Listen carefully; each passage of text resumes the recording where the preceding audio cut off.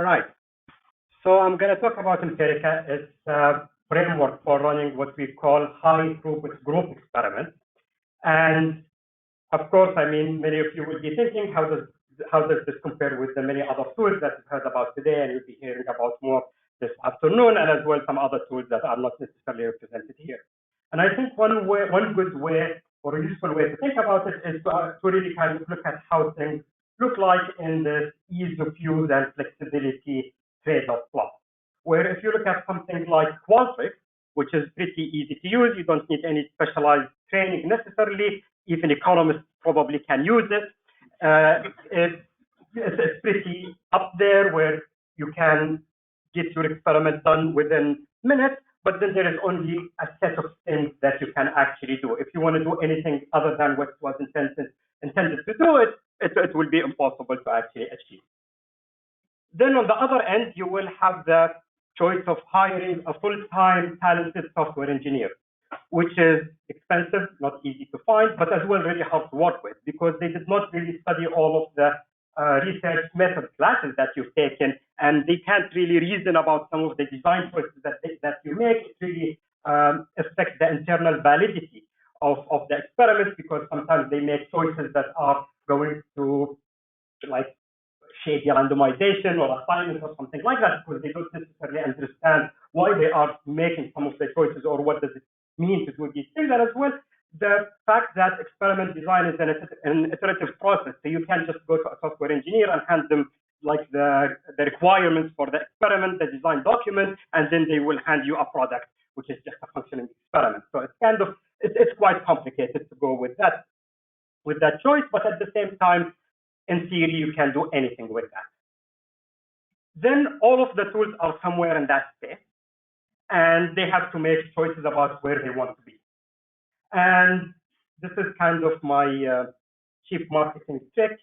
This is based on fake data. That's where Empirica is. So what we are doing is actually with every decision we make when we are designing this framework, we are always thinking about this trade-off, where we are not, as Josh said, we are not necessarily a one-stop shop. We don't want it to be something that is too easy to use, but then constraining in terms of what can be done. And at the same time, we want it to be easier than dealing or having to work with a full-time software engineer. So it's not something that you can learn in an hour, but once you learn, you actually have a lot of flexibility and expand the design space of possible experiments that you can actually run and deploy.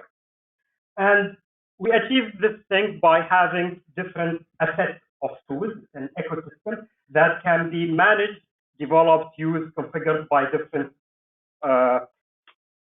individuals who have different concerns about kind of this design of the experiment. So, for example, from the perspective of the PI or the researcher themselves, they want to actually design the experiment. So they are interested in kind of coming up with the treatment, the environment that the participants will interact in. They will have to make a lot of decisions about things related to payments, about the size of the group that they are in, even the things that they are not necessarily going to manipulate in their experimental design. There are decisions that have to be made and iterated over the pilot, and all of these have to be kind of, it's the input of these experimental designers. Then there is a recruitment service, which can be handled by the researcher again, or by an RA, or by the behavioral lab at the university, where they actually can integrate the experiment with services like Empirica. Is that spelled correctly? No, it's not. Just wanted to confirm. So this is not the latest version of the presentation. There are a few changes as well. Yeah.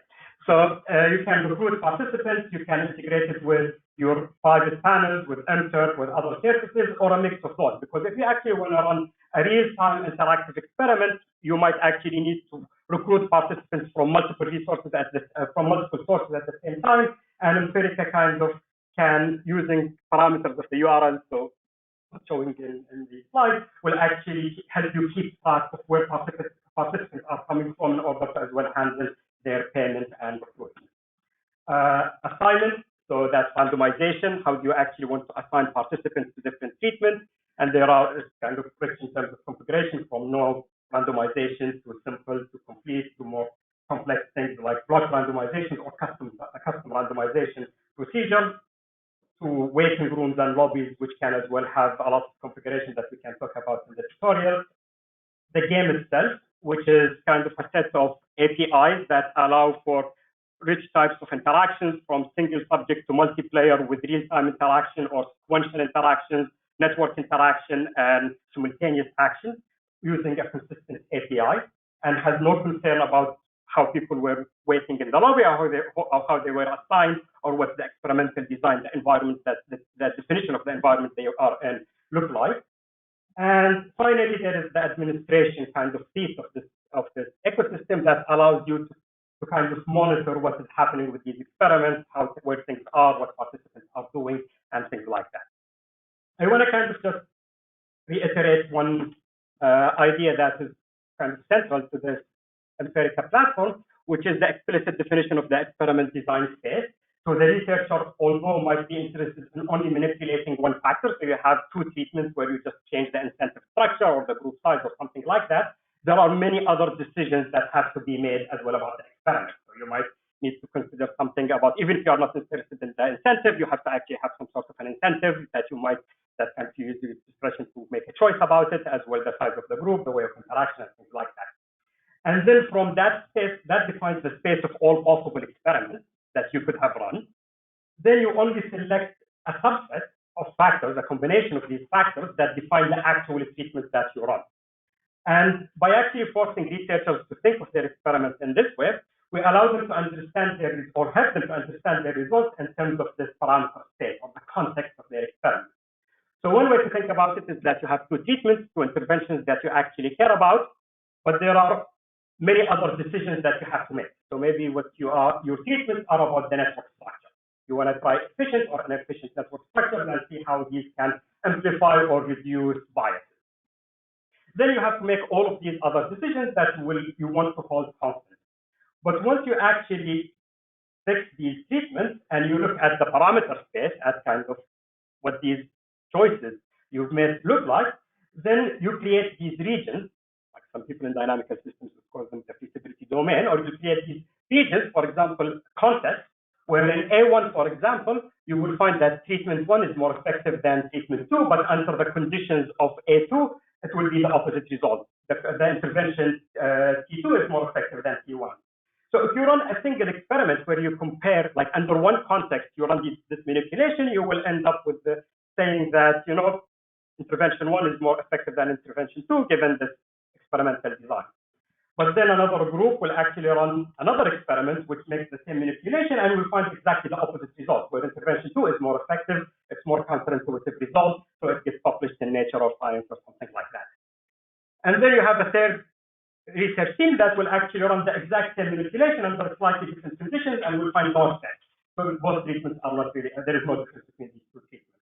And this kind of reminds me of this blind monk kind of analogy where the different researchers are just touching different regions of this elephant, of this parameter space, and they reach these different conclusions. So the one that's touching kind of the tail will say that, I don't know, an elephant looks like a snake, or someone who's touching its leg will say it looks like a wall or something. So they will think that they are reaching different conclusions that are incoherent or inconsistent with each other, but only when you zoom out and you are unable to look at the parameter space, you will be able to actually draw a more complete picture about the phenomena that you are interested in. So there are many examples of experiments and researchers that have used this platform to build these interactive experiments, from team composition and collective problem solving, including things like chat and real-time interactions, to things like interactive real-time judgment tasks, time-evolving networks, so people actually choose how to rewire their network over time, detection games to actually test how ideas diffuse on a social network and how actually current beliefs affect what can be diffused, experiments with doctors and interaction with AI, so AI predictions about diagnoses with actual doctors in Mexico. Another experiment on bots and humans to study human-AI interaction, like more traditional kind of perceptual tasks, but done in teams, in groups, so you can actually vary the coherence or kind of the quality of the signals that different individuals have and see how actually that can be amplified by social interactions. to single participant experiments like reading the mind in the eye and many others. So what we will be doing today is to actually take you through the entire pipeline from coming up with an experiment design to actually deploying an experiment and having it up online. And if we actually have enough time, we will run that experiment with Empirica workers or actually within the people who will be part of this topic. Thank you very much.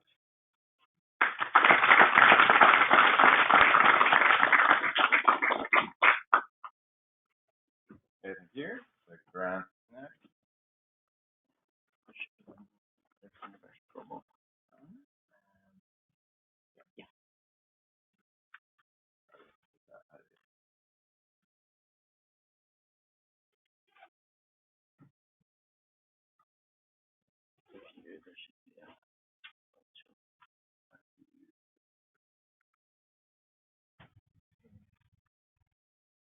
Yeah.